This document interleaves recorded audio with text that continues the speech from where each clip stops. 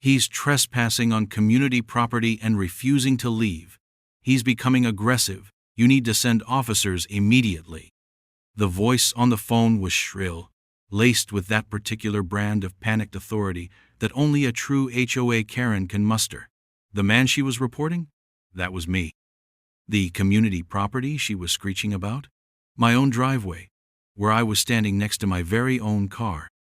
And the woman making the call, our HOA president, Brenda, had just set in motion a chain of events that would detonate her meticulously curated little kingdom. She thought she was sicking the local police on me. She had absolutely no idea she was about to meet my family. Drop a comment letting me know where you're from, because you will not believe how this crazy story ends.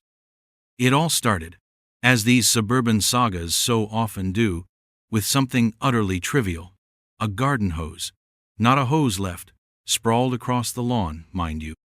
This was a brand new, coiled hose, sitting neatly on a decorative bronze hanger I'd just installed next to the spigot. Apparently, Article 7, Section 4 of our covenants, conditions, and restrictions stated that all water conveyance apparatuses must be screened from street view.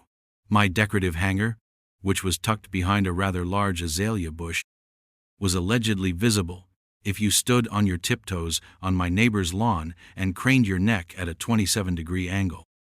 The notice, printed on cheap beige paper and shoved into my mailbox, came with a crisp 50 fine. It was signed with a flourish by Brenda Covington, President. I'm a systems engineer. My entire life revolves around logic, process, and predictable outcomes. A problem arises. You analyze the variables. You devise a solution. I treated this fine as a simple bug in the neighborhood social code. I looked up the rule. It was real, absurdly so, but real. I checked the visibility from the street. You could, if you were a hawk, maybe see a tiny sliver of bronze. I took a photo from the street, showing that the hose was, for all intents and purposes, screened. I wrote a polite, concise email to the HOA board, attaching the photo and requesting they waive the fine based on the evidence. I expected a logical response. Perhaps a, "Thank you for clarifying, the fine has been removed." What I got was the digital equivalent of being patted on the head by a condescending monarch. Brenda herself replied, CCing the entire board. "Mr. Harrison," the email began, "the rules are not suggestions. They are rules. Your interpretation of screened is irrelevant. The Compliance Committee, which I personally oversee, has made its determination. Please remit payment within 15 days to avoid late fees." The tone was so dismissive, so utterly certain of its own power, that it triggered a little red flag in my engineer's brain. This wasn't about a garden hose. This was about power. I decided a personal appeal might be necessary.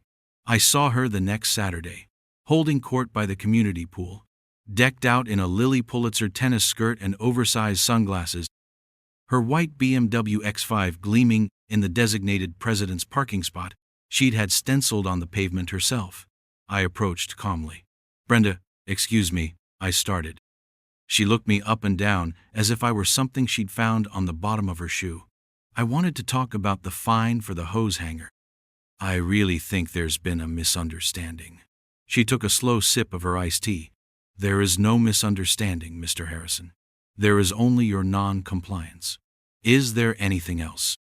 It was a masterclass in controlled, suburban hostility. The message was clear. I am the authority. You are the subject. Now go away. As I walked away, fuming, one of my neighbors, a quiet retiree named George, caught my eye. He'd been on the HOA board for years, mostly, I think, because nobody else wanted the job. He gave me a barely perceptible shake of his head and a look that said, "Just drop it." Later that evening, he stopped by while I was taking out the trash. "Listen, Alex," he said, his voice low. "I saw you talking to Brenda. Just pay the $50. It's not worth it." I told him it was the principle of the thing. He sighed. "With her, there is no principle. There's only winning. She drove the Millers out last year over the color of their window shutters. Said their eggshell white was decidedly more of a cream. It cost them thousands. The woman lives for this." He looked around nervously, Just be careful. She holds a grudge like it's a winning lottery ticket. That conversation was the second red flag. This wasn't just a power trip. It was a pattern. The bug I thought I'd found wasn't a minor glitch. It seemed to be a foundational flaw in the entire operating system of the neighborhood, and its name was Brenda. I decided then and there I wasn't going to just pay the $50. I was going to debug the entire system. My first move was purely tactical. I paid the fine, I did it online and got a receipt, creating a clean slate. Then I moved the hose hanger 6 inches to the left, putting it completely behind the azalea bush, indisputably out of sight from any conceivable angle. I took time-stamped photos and videos, documenting my complete and utter compliance. I was building a dataset, creating a baseline of reasonableness. I suspected I would need it. For 3 weeks, there was silence. I thought, perhaps, that George's warning was exaggerated. Maybe now that I had genuflected before her throne, she would move on to terrorizing someone else. I was wrong. The next notice appeared, this time for improperly stored refuse containers. I kept my trash and recycling bins on the side of my house, neatly tucked into a nook behind a lattice screen I had built specifically for that purpose. According to Brenda's new notice, citing a rule she had apparently just invented and ratified in a special executive meeting, all bins had to be stored inside the garage. The fine was now $100. This was the escalation George had warned me about. The first fine was a test. My polite challenge had marked me as a target. Now, she was probing, pushing to see how far she could go. I sent another email, even more polite than the first, pointing out that this rule had never existed before, and asking for the minutes of this special executive meeting. I included photos of at least 10 other houses on our street, with bins stored in a similar fashion. The reply came within an hour. The board is not required to publish minutes from executive sessions. The new rule is in effect. Your neighbors will be receiving their own notices shortly. Your fine stands. Payment is due in 15 days. The sheer audacity was breathtaking. She was admitting to inventing a rule, applying it retroactively, and using my inquiry as a list of future victims. This was suburban warfare, and I had been conscripted. I decided it was time to bring in a consultant. That evening, I called my dad. My father, Robert Harrison, is retired now, but for 35 years he was a forensic accountant for the FBI. He spent his career following paper trails, unraveling complex financial crimes, and putting white-collar crooks in prison. He has a mind that can see the flaw in any system, financial or otherwise. I explained the situation, the hose, the bins, the made-up rules. He was quiet for a long time on the other end of the line. I thought he was going to tell me to just pay the fine, to not rock the boat. Instead, he said something that sent a chill down my spine. Son, this isn't about rules.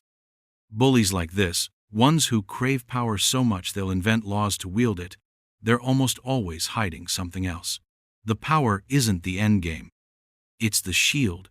I asked him what he meant. It means, he said, his voice taking on the calm, analytical tone I'd heard him use when he talked about his old cases, that she's using this petty tyranny to distract everyone, to make them afraid to ask real questions. People worried about a $100 fine for their trash cans aren't going to scrutinize the financials, are they? He paused. Send me everything you have. The notices, your emails, the covenants. And son, get me the HOA's last 2 annual budgets. The game had just changed. This was no longer about a garden hose. This was about discovery. The campaign of harassment intensified, almost as if Brenda could sense a shift in my strategy. She began making slow, deliberate drive-bys in her pristine BMW, phone held up to the window, ostentatiously photographing my property. A new notice appeared. Unapproved landscaping modification, referring to a single flowering perennial I had planted in my garden bed. The fine was $200. Another for my welcome mat, which was deemed non-standard, $75. It became a morbidly fascinating routine. Every few days, a new beige envelope would be in my mailbox, a new charge levied against my existence. I documented everything. I saved every email, scanned every notice, and kept a detailed log of Brenda's drive-by timings, complete with screenshots from my doorbell camera. I was building a case file, just as my dad had taught me.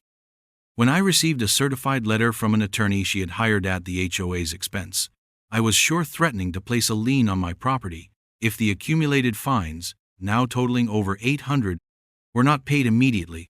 I knew it was time to escalate. Obtaining the HOA's financials was a battle in itself.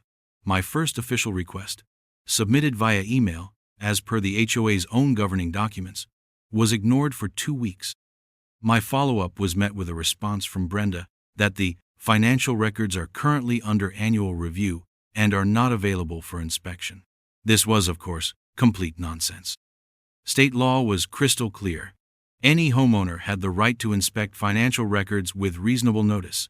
This stonewalling was the most significant piece of evidence yet.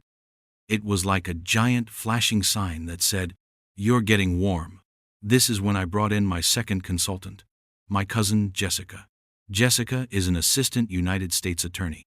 When I say she knows the law, I mean she eats, sleeps, and breathes statutes and precedents. I explained the situation to her, and her reaction was one of pure, professional outrage. "She can't do that, Alex. It's a blatant violation of state corporation codes. A homeowners association is a non-profit corporation. The members have rights." She drafted a letter for me to send. It was a thing of beauty, a perfectly worded, lethally polite document that cited specific state statutes, the penalties for non-compliance, and the phrase fiduciary duty no less than 4 times.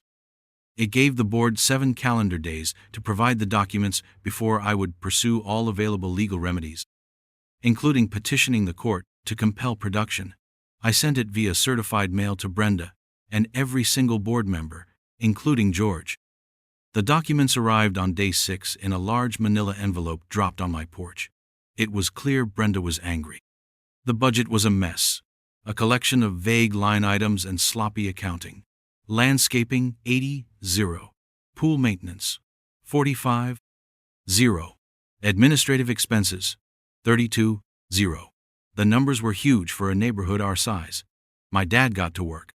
For him, reading a budget like this was like reading a crime novel.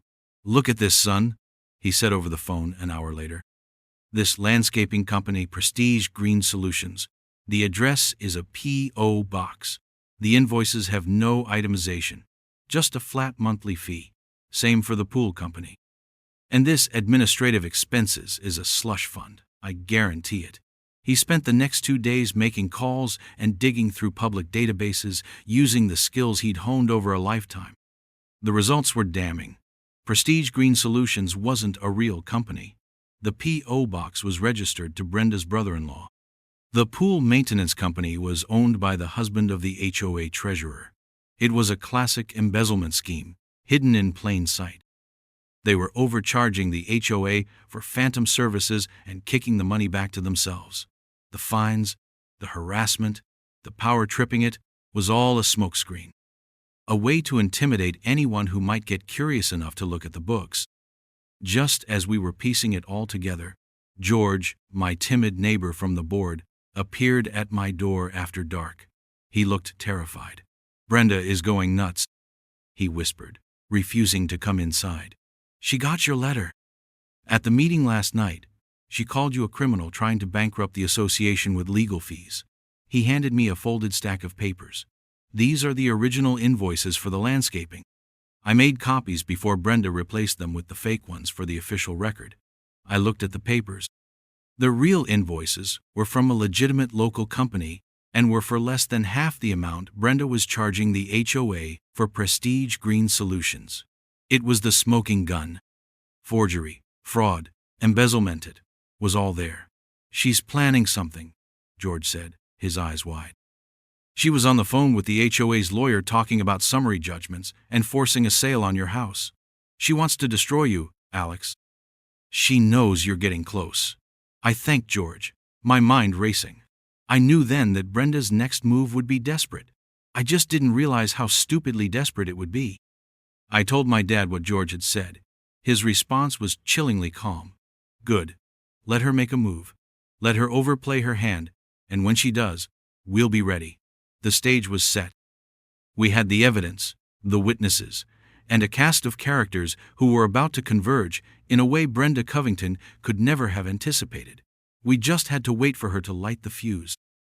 The investigation became our quiet, consuming family project. It felt like one of my dad's old stories come to life, except the stakes were my own home and my peace of mind. Dad set up a spreadsheet, a beautiful work of art that cross-referenced invoices, bank statements, and public corporate filings. We discovered Prestige Green Solutions had been incorporated just 6 months after Brenda became HOA president. Its only client was our HOA. The checks, which Brenda had the sole authority to sign for any expense under 10-0, were all neatly made out and cashed every month. The pool company was a similar story, though they at least did some cursory work to justify their exorbitant fees. My cousin Jessica provided the legal framework, outlining the specific state and federal statutes they were violating. Wire fraud, because the invoices were sent electronically. Mail fraud, for every check she sent. And conspiracy. The fines she was levying against me and others were part of ETOP pattern of intimidation, meant to protect the criminal enterprise. While Dad and Jessica were building the legal and financial case, I was focused on the ground game. With George's discreet help, I began talking to other neighbors. I didn't mention the fraud at first. I just started with the fines. Did you ever get a notice about your mailbox being the wrong shade of black? I'd ask. Or, did she really fine you for your kid's basketball hoop? The stories poured out. The Millers, the family George had mentioned, had spent over 5-0 in legal fees fighting Brenda over their cream-colored shutters before finally giving up and selling their house at a loss. An elderly couple was fined repeatedly because their oak tree, a tree that was older than the neighborhood itself, dropped leaves onto the common area sidewalk. Every story painted the same picture, a relentless, vindictive abuse of power. I collected written statements from a half-dozen families, each one a nail in Brenda's coffin. The most damning evidence came from a source I never expected. The former HOA treasurer, a woman who had moved out a year prior, had been pushed off the board by Brenda. I tracked her down through a friend of a friend. At first, she was hesitant to talk, clearly still intimidated. But when I explained what we had found, she opened up. "I knew it," she said, her voice shaking with anger. "I questioned the landscaping invoices. I told her we needed to get 3 bids for any major contract. She told me it was handled. Then at the next meeting, she organized a vote to remove me for failure to perform my duties. The rest of the board was too scared of her to object. She had kept her old records. She sent me a folder containing the original, much cheaper landscaping bids Brenda had rejected in favor of her brother-in-law's phantom company. This was proof of intent. This showed she had willingly and knowingly defrauded the community. My dad's excitement was palpable. He loved this stuff. We've got her on process. We've got her on motive. And now, we've got her on intent. "Alex, this is a slam dunk." Jessica agreed but cautioned patience. "We can't just drop this at an HOA meeting. This is a criminal matter now. We have enough to get the U.S. Attorney's Office interested." She paused. "In fact, I might just walk this down the hall to the Public Integrity section myself. But we need her to make one more big public mistake. We need to establish her pattern of harassment and misuse of authority right before we pull the rug out.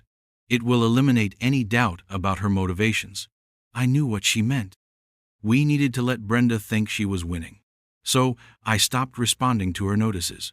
I let the fines pile up, creating a mountain of supposed debt. I knew it would drive her insane.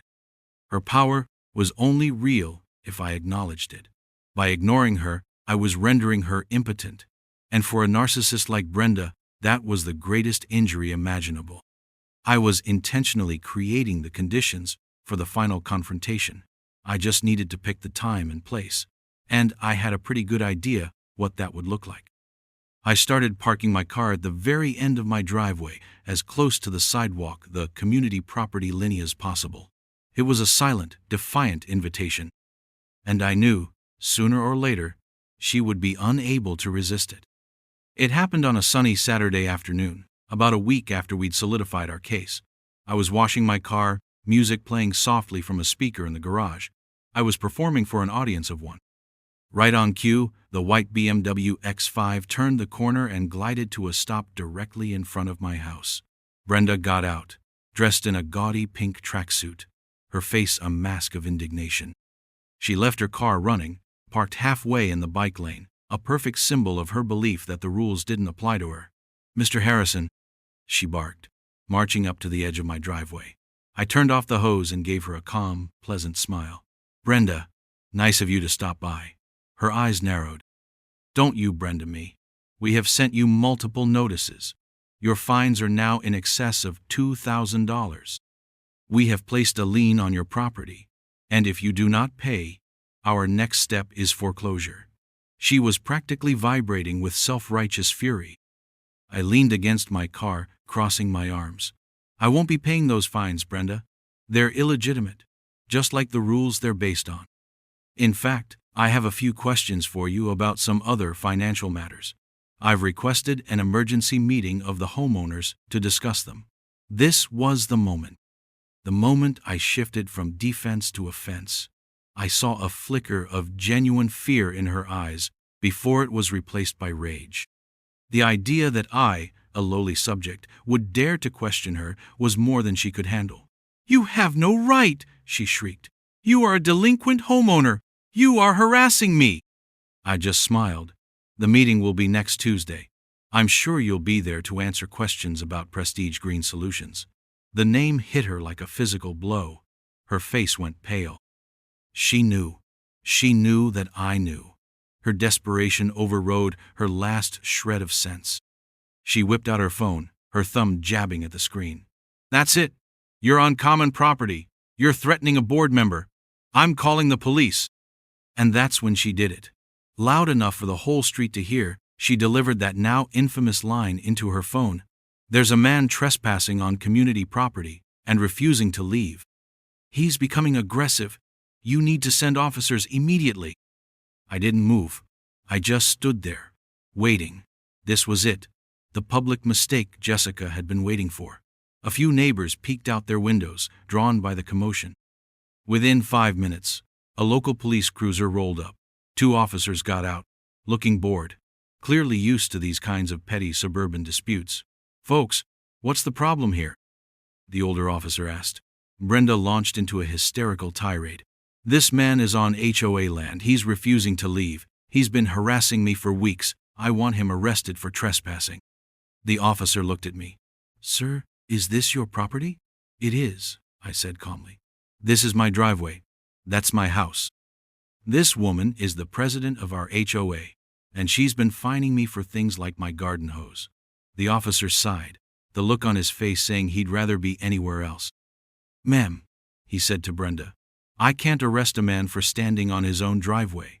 He was about to lecture her on misusing 911 when 2 other vehicles arrived. They weren't police cruisers. They were unassuming, dark-colored sedans that pulled up silently behind the patrol car. Out of the first car stepped my father, Robert Harrison, looking less like a retiree and more like the seasoned federal agent he once was. From the second car emerged a tall, imposing man in a suit I knew very well, my uncle, Mike Shaw, a senior deputy in the U.S. Marshals Service. They didn't stride up with badges flashing. Their presence alone shifted the entire atmosphere of the street. They walked calmly over to the scene. My dad nodded to me, then turned to Brenda. "Ma'am," he said, his voice quiet but carrying immense weight. "I'm Robert Harrison. We heard the call on the scanner. You reported an aggressive man trespassing?" Brenda, still high on her own power, puffed out her chest. "Yes, this man right here." The local officer's eyes darted between my dad, my uncle, and me, a sudden understanding dawning on his face. He took a half step back. "This man is your son, isn't he, sir?" my dad's friend on the force asked. "He is," my dad replied, never taking his eyes off Brenda. He then looked at the officers. "Did she tell you the address she was reporting was his own home?" The younger officer shook his head. "No, sir. She said it was common property. My Uncle Mike stepped forward. He didn't introduce himself. He just looked at Brenda, then at her illegally parked BMW. Filing a false police report is a serious offense in this state, ma'am, he said, his voice a low rumble. Misusing the 911 emergency system is as well, particularly when it appears to be part of a pattern of targeted harassment. Brenda's jaw, which had been set in a triumphant sneer, began to tremble. The color drained from her face. She looked from my dad's steely gaze to my uncle's imposing figure, and then at me, standing there calmly by my car. The elaborate scaffolding of her power, built on $50 fines and imagined authority, was collapsing in real time. The local cop, now understanding he was a bit player in a much larger drama, cleared his throat. Ma'am, I think you need to go home. We're done here. But we weren't done. We weren't even close. The public showdown was over. But the main event, the complete and total dismantlement of her corrupt little empire, was scheduled for Tuesday night. And I knew everyone would be there. The emergency HOA meeting was held in the community clubhouse, a building Brenda usually ruled like a throne room. That night, however, the atmosphere was different. Word of the confrontation on my driveway, of the mysterious men in suits, had spread like wildfire. The room was packed, every seat was taken, and people were standing along the walls. It was the best attended HOA meeting in history. Brenda sat at the head table, flanked by her two loyal and soon-to-be disavowed board members, the treasurer whose husband ran the pool company, and the secretary who rubber-stamped everything. She tried to project an air of control, but the fear was visible in her eyes. She looked brittle, like a porcelain doll on the verge of cracking. She opened the meeting by trying to frame the narrative.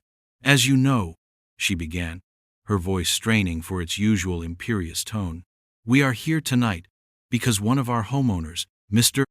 Harrison, has a disagreement with some of the community's policies.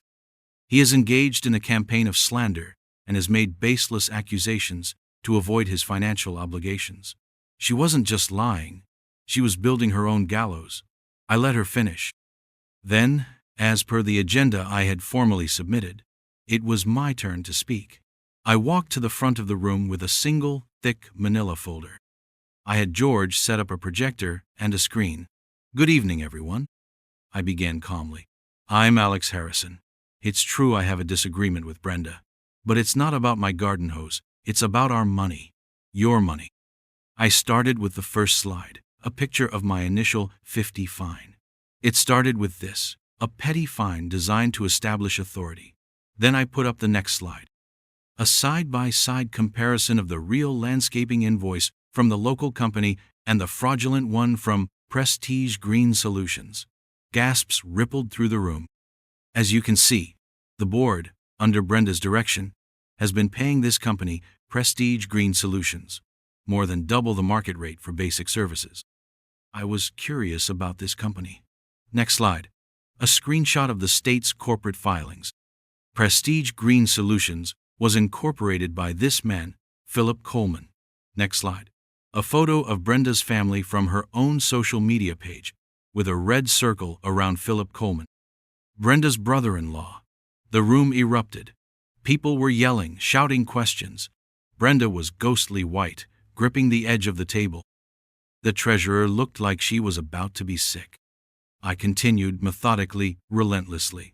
I showed the invoices from the treasurer's husband's pool company, with bids from other companies showing he was charging 70% more.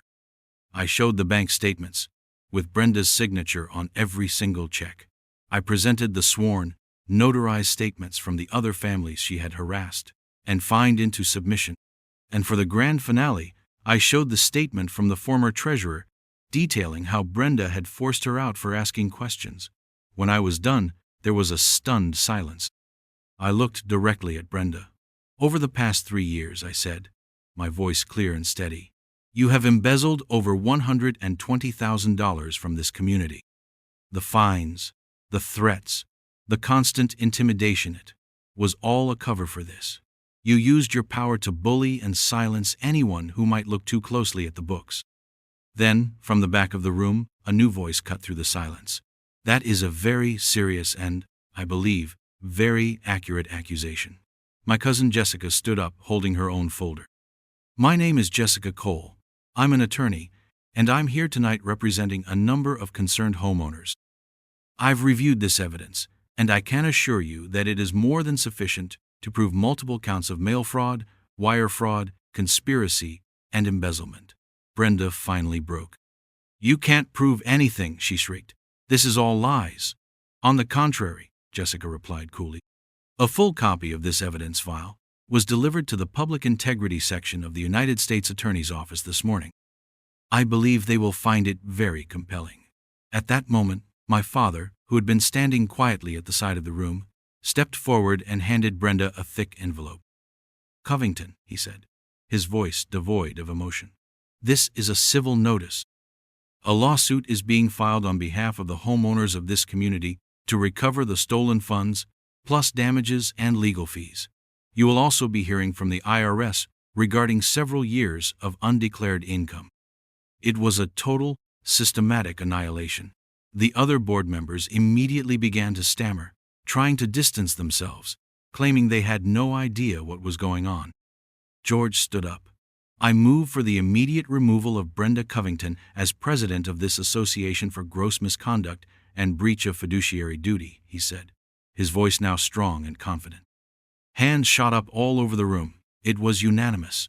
Brenda stared blankly, completely broken. Her reign was over. In the aftermath, Brenda and her brother-in-law were indicted on federal charges. The treasurer and her husband cooperated with the investigation and pleaded to lesser state charges in exchange for their testimony. The lawsuit was successful, and with the help of a court-appointed receiver, the HOA was able to recover most of the stolen money from Brenda's assets, including the sale of her precious white BMW X5. George was elected as the new HOA president. Our first act was a complete overhaul of the bylaws. We eliminated all the absurd, petty rules, installed strict financial controls with mandatory public oversight, and dissolved the Compliance Committee for good. The whole ordeal taught me that sometimes the most mundane settings hide the most incredible corruption. But it also taught me that petty tyrants, no matter how much power they think they have, rely on one thing: their victims being too scared to fight back. Brenda's mistake was thinking her cheap threats and ridiculous fines were a show of strength. They weren't. They were a breadcrumb trail, and she just happened to leave it for a family of bloodhounds.